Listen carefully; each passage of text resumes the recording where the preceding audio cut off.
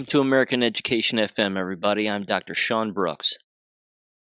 Welcome back, everybody. Okay, a lot of jab-related stuff in this particular episode, and a lot of things to read and certainly discuss and kind of break down, because, again, with the school year coming up very close here, this is going to get worse in my estimation. And I've written about this most recently in my latest Substack article on the American Classroom, which I highly recommend you check out. It is titled The Zuzwang of American Education, Why Institutionalized Education's Next Move Will Be Their Last. There's a particular article in that I highlight that I certainly want to read in its entirety and break down, because there's a lot to break down in it. And again, it's very, very telling. And of course, because we are awake and we know what's going on, we can read what the unawake are writing and what they're saying.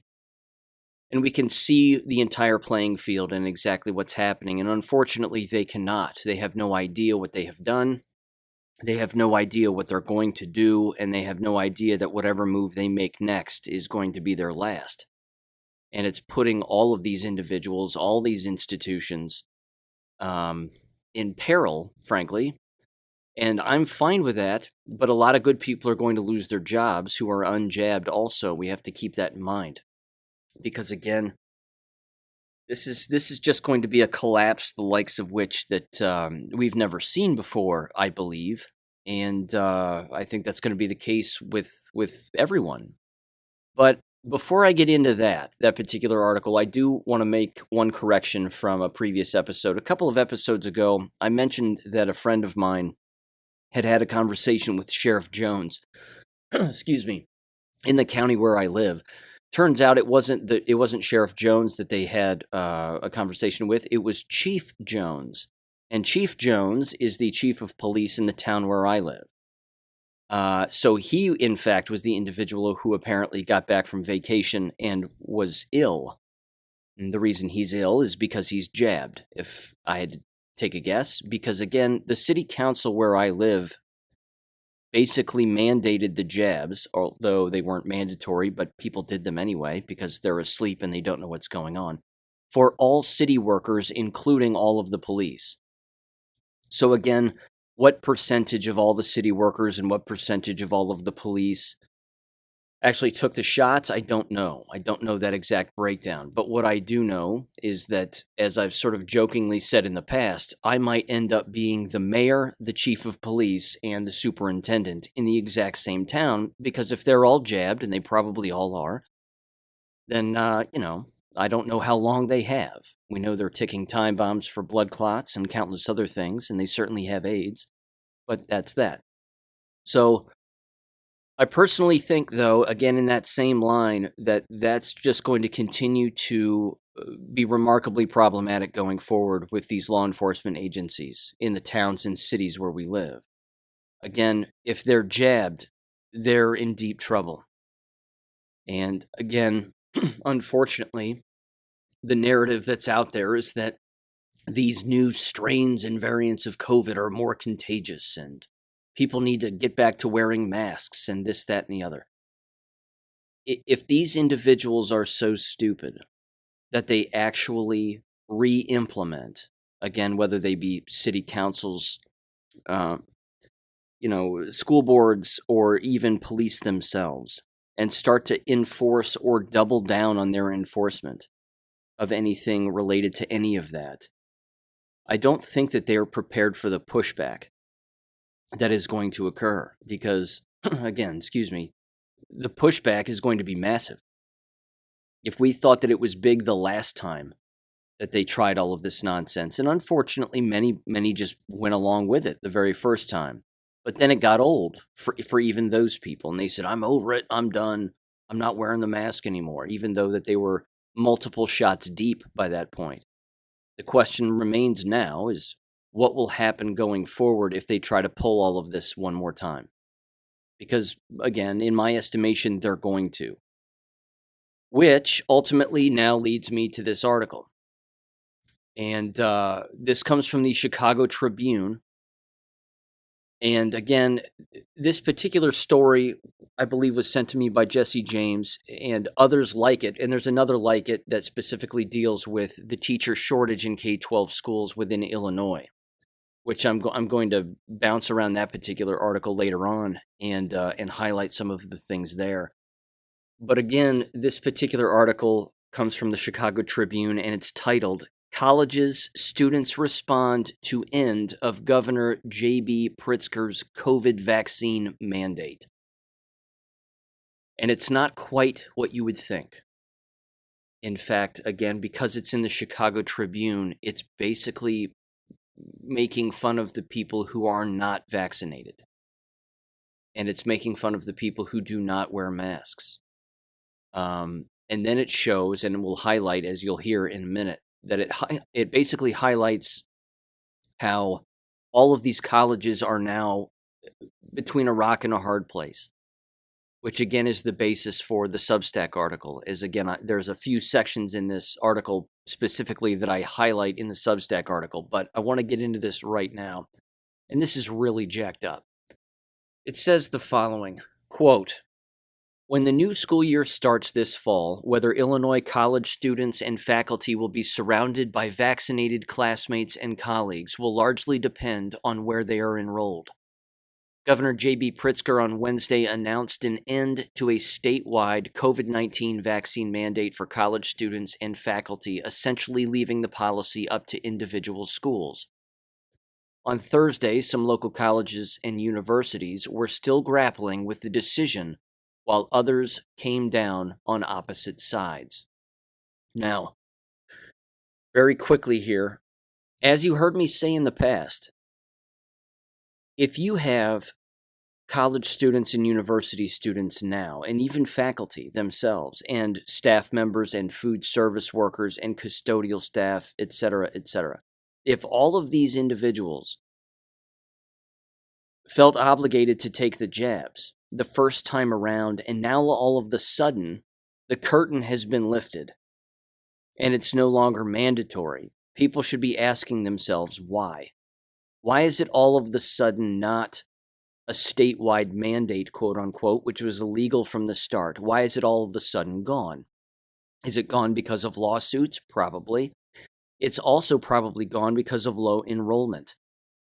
The enrollment within these institutions has plummeted dramatically. And them staying afloat is not likely going to happen.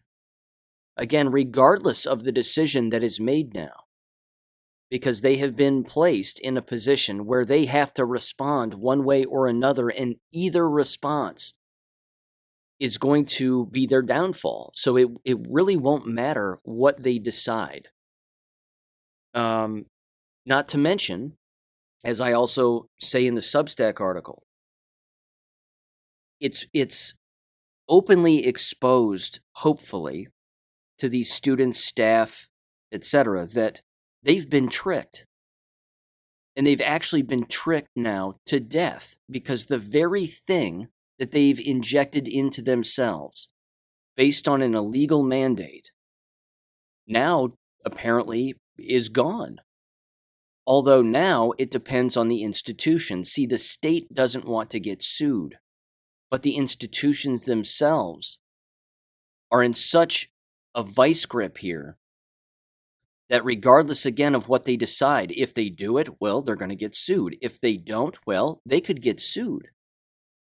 Because, again, it's just there's so many scenarios here that I'm not even sure I can break them all down. As a college student, why would you not feel tricked? Why would you not feel like this was the greatest deception that has been played on you by an institution? Again, I'm not talking about the propaganda curriculum and the indoctrination. All of that is to the side here. This is solely about the coercion, the jabs, the threatening, the testing, all of it. None of which works. None of it works. The masks don't work. The jabs don't work, although they work based on their intended reason. The testing doesn't work. The distancing doesn't work. None of it works. But these people think that it does. The people that still run these institutions do. They're so deep now in their own lie that they have almost no choice but to either double down, because if they don't, they'll look even more incompetent than they already are. Again, they've backed themselves into a position that will require them to act and move, but they will not be able to. It's absolutely mind-boggling here. It continues, it says, Pritzker announced the move, along with other policy changes meant to carefully unwind COVID-19 policies and mandates that have been in place throughout the pandemic, despite growing concerns about new coronavirus variants. Oh no. Variants are fake too. Everything about this is a lie. That appear more able to evade immunity. This is hilarious. Variants that evade immunity. This is, again, a direct implication that the shots themselves are what is killing people. And when someone has AIDS and a permanently destroyed, immune system, it's game over for them. They will consistently get sick. And then, of course, who will they blame and what will they blame? They're going to start blaming the unvaccinated. They're going to blame the non-mask wearers. We've read those posts online before that are absolutely hilarious. I was around a person not wearing a mask. That's why I'm sick. Thank God for my third or fourth shot. It's incredible. It continues. Northwestern University plans to push forward with its already announced vaccine mandate for the upcoming academic year, but, quote, will continue to adapt their own policies and protocols, following the advice of public health and their own medical experts, according to a university spokesperson. These university spokespeople, I'm telling you what, they're going to throw themselves off of a bridge when this whole thing is over with. They aren't going to make it. This is where it gets jacked up too, because now we're talking to a college student. It says the following, quote, this was a relief to Zoe Lewis, a rising sophomore at the university. Quote, people don't mask on campus like they should, especially in classes, Lewis said. Quote, people are in econ classes with 300-person lectures, and to have the possibility of not only people in there not being masked, but people in there not having vaccines on top of it is going to cause widespread havoc in communities with these colleges. Zoe Lewis is going to die.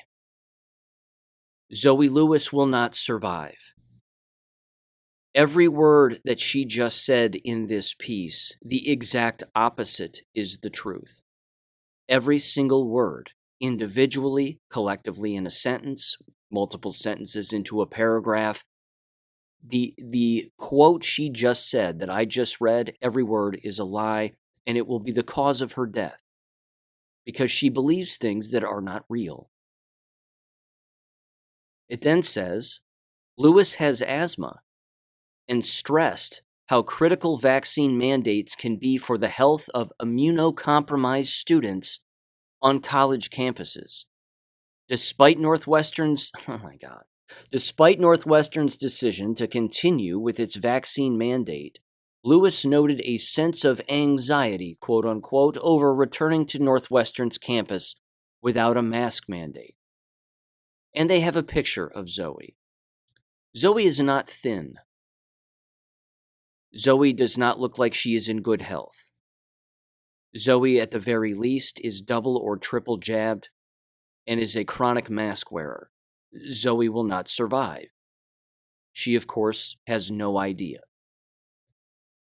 And again, the word immunocompromised, that she stressed how critical it is to have vaccine mandates for the health of the immunocompromised.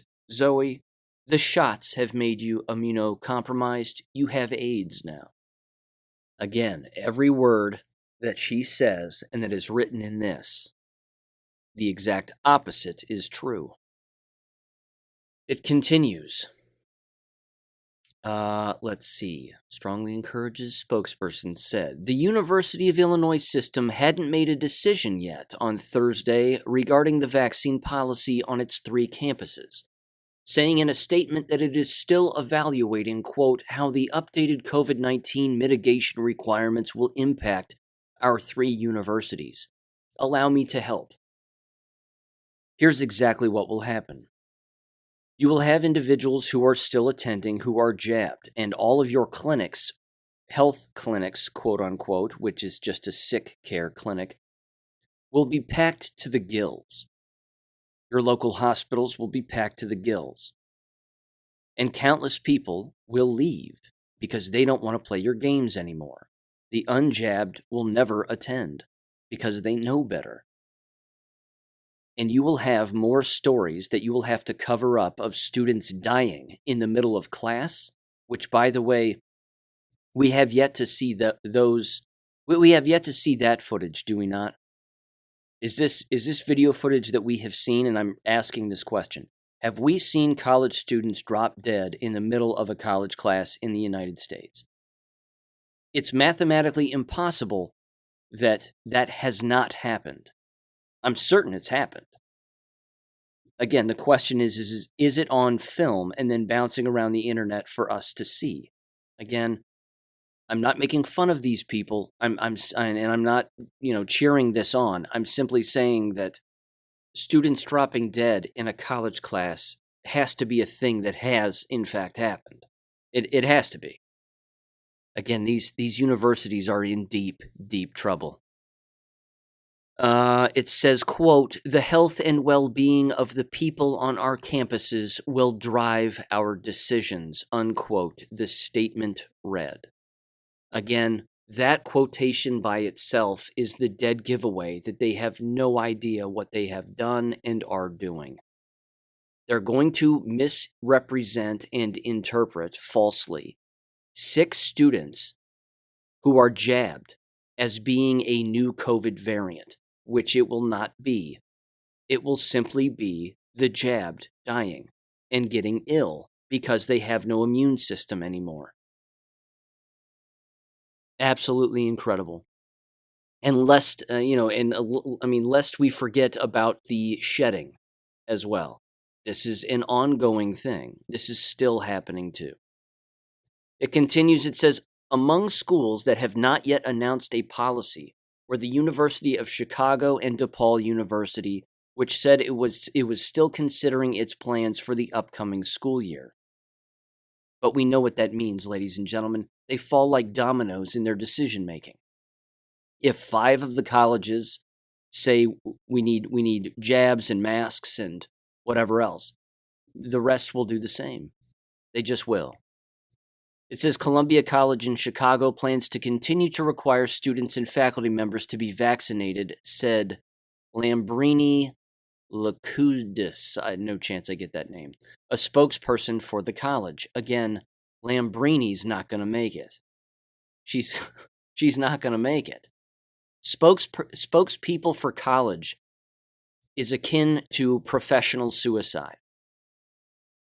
I mean, honest to God. What was your previous line of employment? Well, I was a spokesperson for a college during the pandemic. I mean, they might as well just say professionally brainwashed liar. It says, quote, I think we've been a bit stricter with some of our COVID mitigations, she said.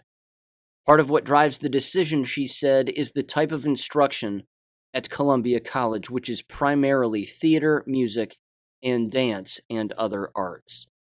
Quote, we feel that having the vaccine is an added precaution for our campus community. It continues here and it says Loyola University and Roosevelt University also said officials plan to require vaccines for students, faculty, and staff during the upcoming year. They're not going to make it. Pritzker's tweaks to pandemic rules come in the wake of complaints and lawsuits by conservatives claiming the governor overstepped his authority. Many of the legal challenges to the rules were filed by attorney Thomas DeVore who is now the Republican nominee for Attorney General, though all of those lawsuits have ultimately been unsuccessful, unquote. And that's the end of the article. They decided to just end it with that. Some conservative guy who's running for office has unsuccessfully filed lawsuits. It's not going to matter because the people complaining are jabbed, and these institutions are jabbed to the bone. Again, ladies and gentlemen, this is going to get worse quickly. And the students who were highlighted and the spokespeople who were highlighted in that article, they're not going to make it. Here's another one. This comes from the Herald and Review. It's titled, "As Teacher Shortage Worsens, Illinois Schools Cast Wary Eye on Fall Reopening." And this was via also the Chicago Tribune. Let's see. It starts by saying this, quote, "For longtime educator and researcher Nancy Latham," she's not a researcher. But anyway, it says, "The anticipated teacher shortages at Illinois schools this fall are far more than abstract, pedagogically, theories. On the contrary, with 55% of teachers who participated in a recent nationwide survey signaling they are considering leaving the profession, Latham is worried how the state's expected school employee shortages will affect the roughly 1.8 million Illinois students returning to the classroom for the start of the 2022-23 school year." Yeah. You think? They said, quote, "When teachers are saying I can go to Amazon and make $22 an hour, I'm out of here. How do we respond?" unquote, said Latham, Associate Dean for the College of Education and Executive Director for the Council on Teacher Education at the University of Illinois in Urbana-Champaign. Quote, "It will be very interesting to see how we're going to respond." See, they don't even know how they're going to respond, that she's so stupid that she's actually saying, quote, "It will be interesting to see how we're going to respond." It's going to be weird to see what we decide to do. I mean, she might as well be just saying that. She's openly admitting they have no plan because they have no plan. They can't have a plan. How do you plan for something like this? How do you plan for a biological weapon that people were coerced into taking multiple doses of? You've now made it mandatory in endless school districts, colleges, universities, etc. And you're wiping out the entire profession by your own hand and your own stupidity. It's remarkable. The times we are living in, ladies and gentlemen, right now are absolutely remarkable because the insane have the wheel and they're driving this car right off a cliff and they don't even know it, don't seem to care. They don't even stop to think about what they're doing. Good Lord. It says, quote, okay, I already said that. Quote, "What will a school do if it has 50 kindergartners signed up for 2 classes, but the school has only 1 kindergarten teacher? Do you combine classes? No, you don't. You don't. You close the school, and that's what's going to happen." Exhausted, overwhelmed, and anxious, and heading into their 4th school year teaching during the COVID-19 pandemic, educators across the U.S. are facing unprecedented hardships that some say are exacerbating critical shortages of school employees. You have no idea. You have no idea. I'm going to bounce around this article because it's very long, although remarkably informative. It says, quote, "Staffing is a significant challenge for us, and shortages are trending a little bit higher than they were last year. You don't say," said Tony Sanders, the superintendent of School District Unit 46. Sounds like a shipping container or a jail or something. He said the district is searching this summer for candidates to fill 177 certified teaching positions and has 121 vacancies for paraprofessionals to staff the district's 53 schools, enrolling about 36,000 students in pre-K through 12th grade. This is one school district. Just one. You know, I was having this conversation with my dad just the other day. We were rolling this one around. And we were talking about substitutes. And the reason that the schools closed also, one of the variables, of course, in the box of variables as to why the schools closed the way that they did and as frequently as they did, of course, wasn't just because of the sick and the sick employees not being able to get out of bed, but the lack of substitute teachers. Now, again, why is there a lack of substitute teachers? Because the people on the outside see what's crumbling on the inside of the building. Why would they want to go there? That's number one. Number two, even if, again, they're getting paid $100 some odd a day, and a lot of school districts, by the way, have raised that price for a substitute's daily wage because, again, they're having a hard time finding them. So that's the first thing. The second thing, even a jabbed substitute teacher wouldn't want to do it because if they're closed because of illness, why would they want to enter an ill building with people who, again, have AIDS and are walking around jabbed in a high 5G environment? Why would they want that? Again, they're not paying attention to the 5G aspect. I fully understand because they're brainwashed on that issue, but they are thinking about, even though they themselves are jabbed, they're still saying to themselves, well, I don't want to get sick. Why would I go there when they're closing because they're all sick? Again, this is exactly what the Substack article was about. They have placed themselves in a position that forces their hand. They have to make a move. It's their turn. It's the school district's turn now. They have to decide on something. Whatever they decide, quite literally, whatever they decide will be their undoing and will continue to contribute to their undoing. They have backed themselves into a position again where they don't have a choice. They're not going to close the doors on themselves yet. That's coming. But in the meantime, every move that they make is just adding to that problem and adding actually to that inevitability. And I'm not crying over this at all. I'm 100% fine with these schools closing because it will force the individual, ladies and gentlemen, to learn on their own because, yes, it is possible. If you can read and you can write, you can teach yourself. God love it. It continues.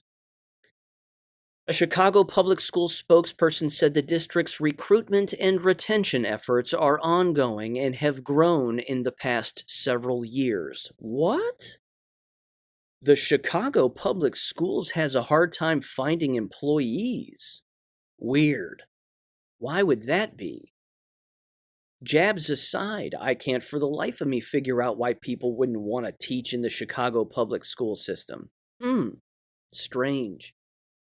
It says this year, CPS administration, Chicago Public Schools, set school budgets a month earlier than prior years to help schools plan and hire for the 2022-23 school year for the district's roughly 626 schools, which had a 2.7% teacher vacancy rate at the end of the school year and had unprecedented success in hiring a diverse pool of candidates for 2022. Said spokesperson, who's going to be dead soon, Mary Fergus. This article is huge. It's just one stupid quote from one triple jabbed moron to another. Again, over and over and over again. A 2.7% turnover rate, or vacancy rate, rather. I'm telling you, if it hits 11%, it's game over. If it hits 20%, forget it. Forget it.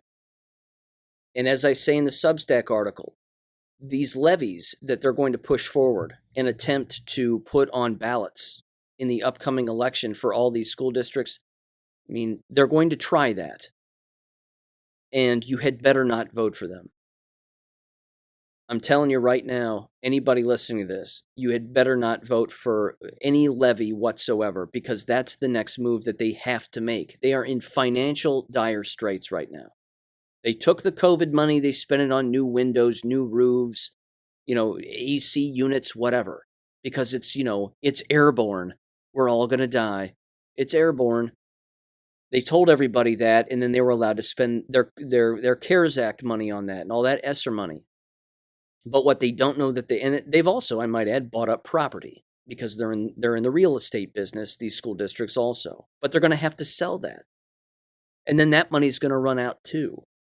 And then they're going to line their own pockets before the doors close.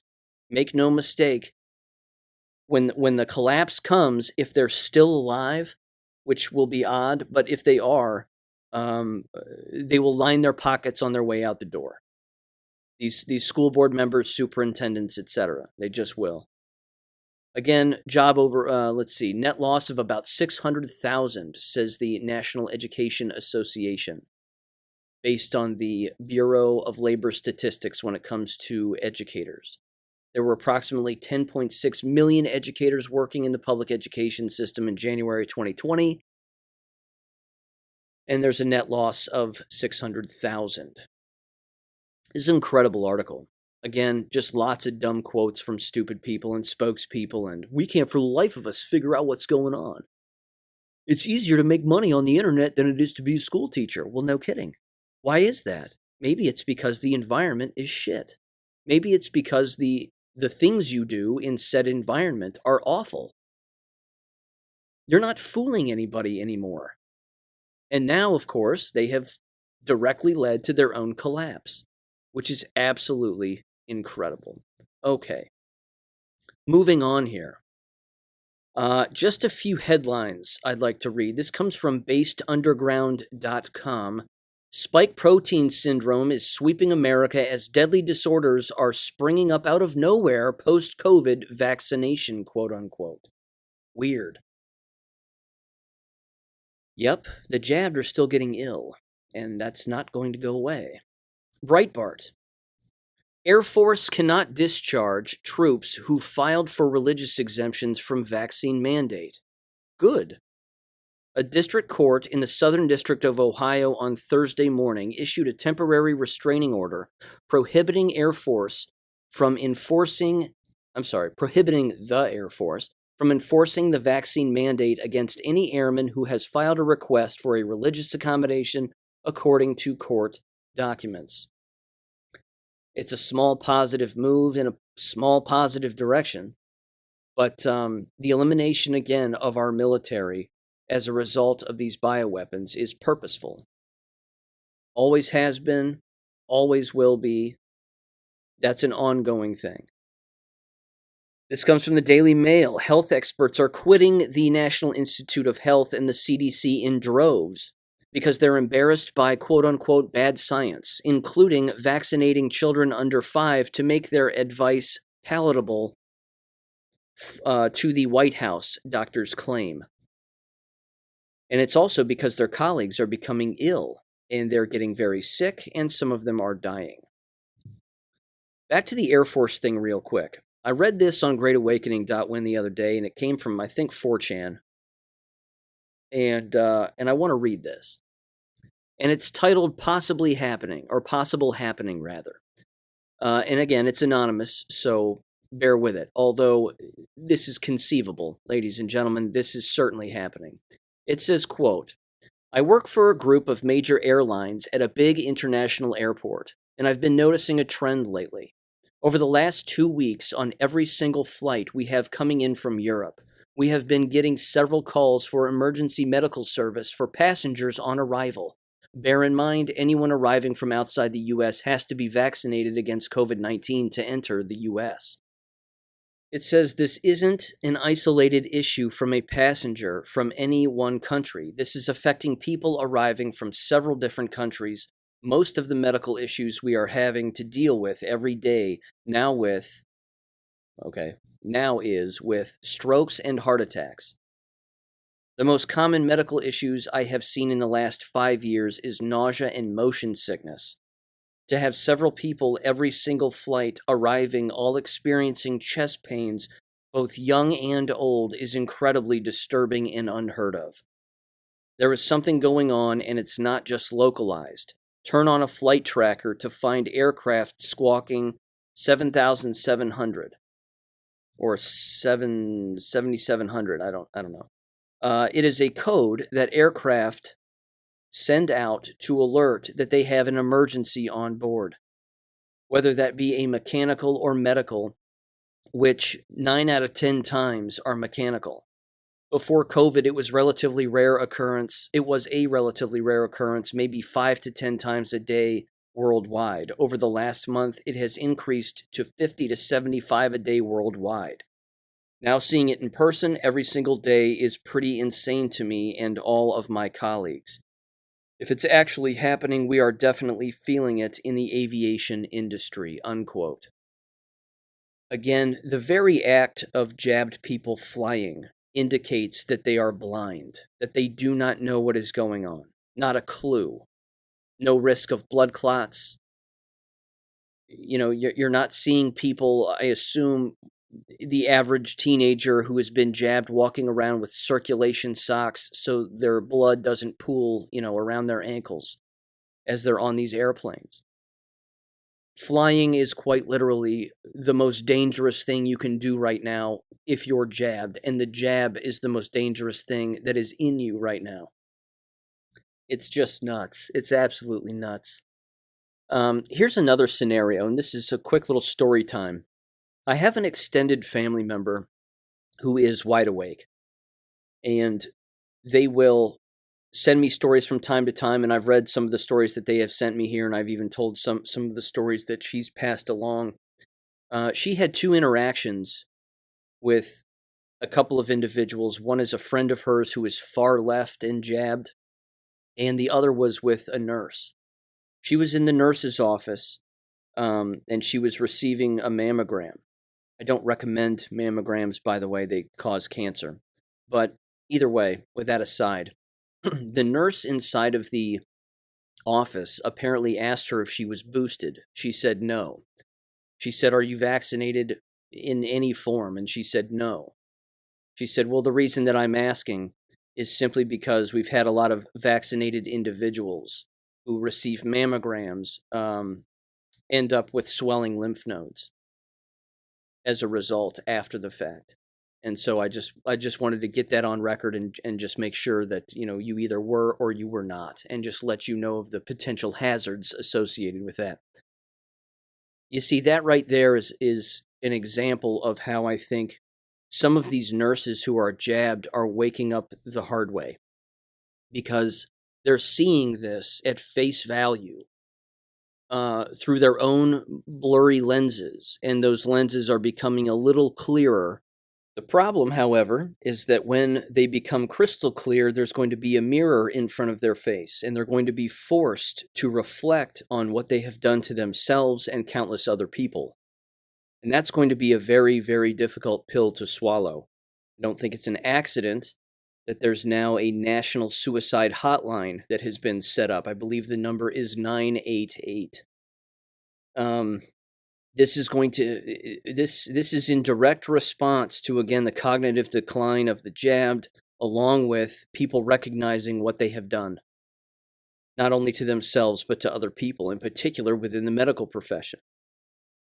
So there's that. The other story, again, she said that she was talking again with a friend of hers who is far left, and I believe they ended up losing their husband as a result of either a heart attack, I believe.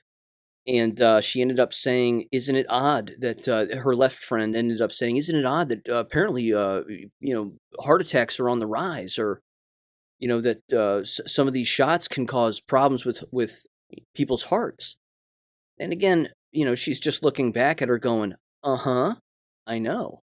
Yeah, that's the way it's been since the start. It's not just a new thing. It's been this way since, well, forever." And as I've even read, and as you've heard me read in the Pfizer documents, same stuff. All of that information is there. Again, when the jabbed are coming across some of this information, they're thinking it doesn't apply to them. They're injected with the same things, but they're thinking, well, it's just this other person, or maybe they had other comorbidities, quote unquote. It's astounding. It's absolutely astounding. And again, I just don't know if they can actually wake up fast enough. I don't think it's possible. I just don't think it's possible. There's another post here, however, again, that really is, this is thought-provoking as well. We know that they're ramping up the false flags. They've been doing that with regularity. But this stuff about nuclear attacks now, this is wild. And this comes again from greatawakening.win. And it's titled this before I actually get into the actual article itself. The title of the post is, quote, "Why is Medscape announcing that hematologists, blood doctors, are ready to jump in and treat acute radiation sickness from a nuclear attack? This article is being emailed out to doctors all across America, yet almost no one is talking about it in the mainstream media." And I'm going to read just a little bit of this. It's rather long, but it says the following, and this was dated July 12th. It says, it's titled, "If Nuclear Disaster Strikes, U.S. Hematologists Stand Ready." Oh, do they? It's unbelievable.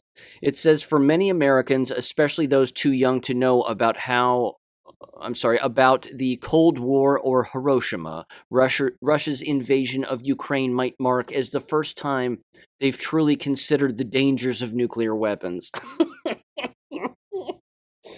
Who believes this? That's right, doctors do, because they believe everything that's emailed to them. It continues, it says, "But dozens of hematologists in the United States already know the drill and have placed themselves on the front lines. These physicians stand prepared to treat patients exposed to radiation caused by nuclear accidents or attacks on U.S. soil." That's the first paragraph. They're prepping people for something. They're prepping people for something like this. Again, whether it's fake, whether it's real, large, small, I'm not sure. But again, there was that video bouncing around about nuclear attacks in New York City and hide under your desks and cover your heads. That will apparently prevent a nuclear attack or keep you from getting sick. But, why didn't everybody do that with COVID, quote unquote?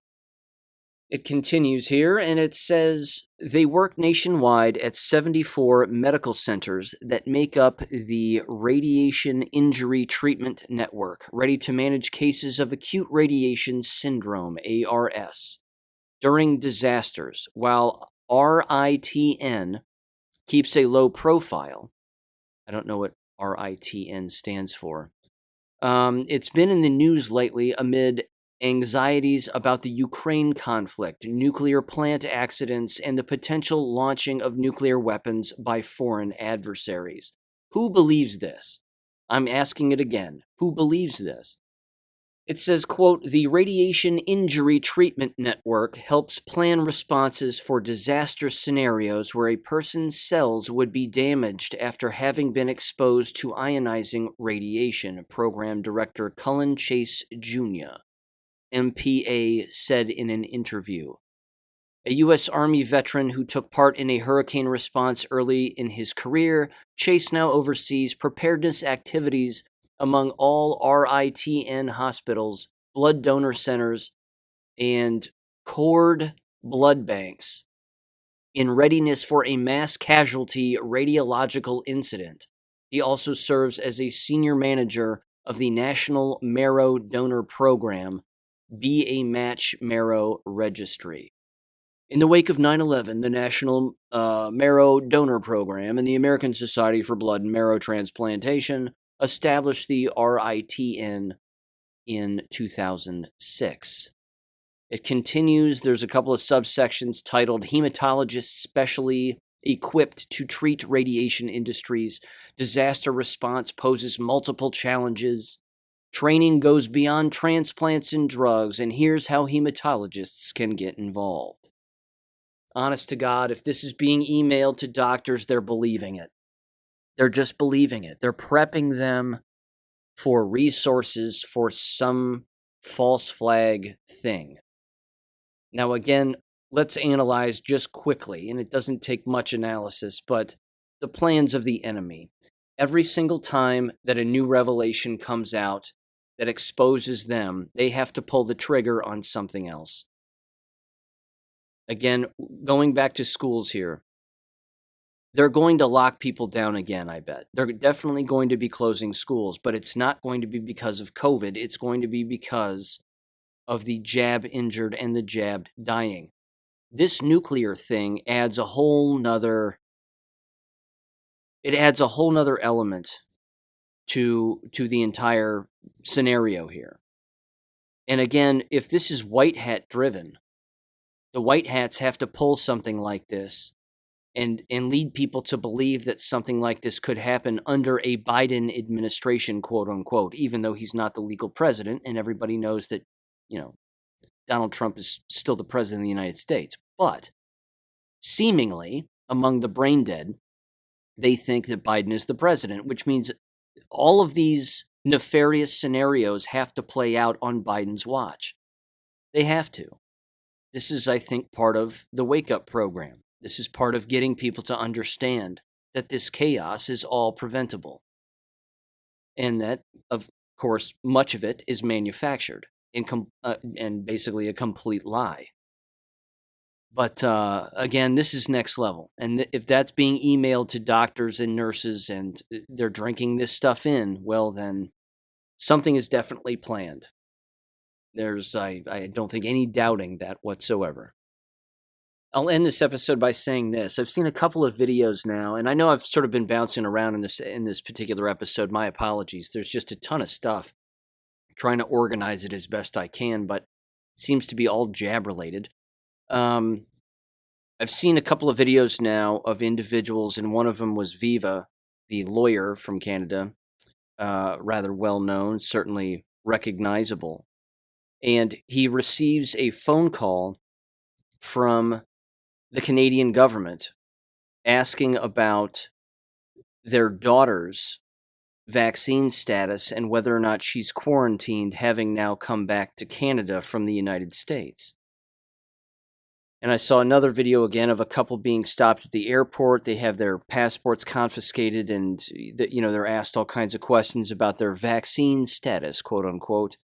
The government has always been clamping down in Canada, but again, I don't specifically have eyes and ears there. I know that people have emailed me in the past, and please do so if you have more information about the traveling aspect of what's going on to and from Canada. But apparently the government has absolutely no problem calling up these individuals who have traveled and then asking them about, again, their vaccine status. And of course, they already know it, I'm certain, by the time they call.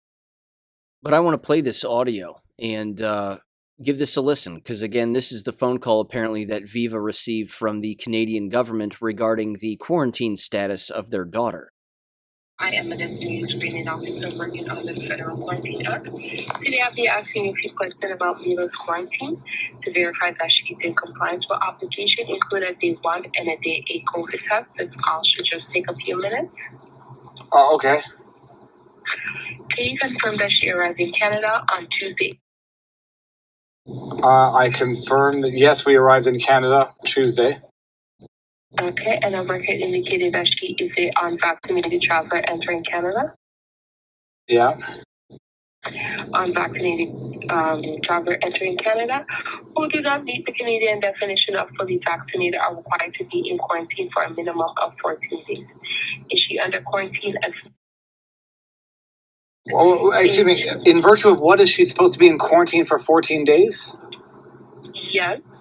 No, in virtue of what? Because she's unvaccinated. No, but that's not my understanding of the law. What do you mean that your understanding of what provision of law are you suggesting requires my daughter to be in 14 days of quarantine? She's under the Federal Quarantine Act, sir. No, but what provision of law is it? Because I know I've read the Quarantine Act. I've studied the Quarantine Act. Okay. What provision of law? Because she tested negative. We've had COVID within the last 180 days. I understand that. So she's not required to be tested again. But since she's not a fully vaccinated traveler entering Canada, she's required to be in quarantine for... Under what provision of law?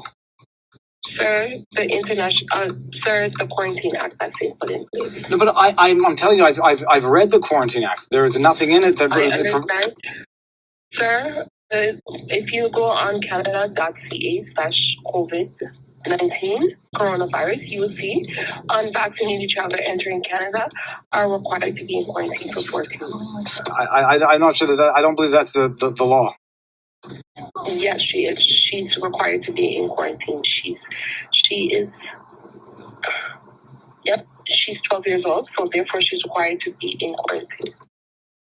Ladies and gentlemen, there are too many of them. There are too many government employees that will just do what they are told. Again, whether it's for the paycheck, whatever it is. They're jabbed. Their minds are already gone, whatever it is. There are still too many of them. Not just in Canada, but in the United States too. There are too many of them. And if the government, again, pulls the trigger on more lockdowns or mask wearing or quarantines or whatever it is, jabs, you can't enter this building unless you're jabbed. You can't get your teeth cleaned at the dentist unless you're jabbed. If they kick this up again in any form or fashion, I think that the pushback is going to be greater this time. But absolutely wild is about all I can say. It's just wild. With that said, ladies and gentlemen, have a great week, and I'll catch you on Wednesday. Thank you for listening to American Education FM. Make sure and check out AmericanEducationFM.com for more information. Take care and God bless.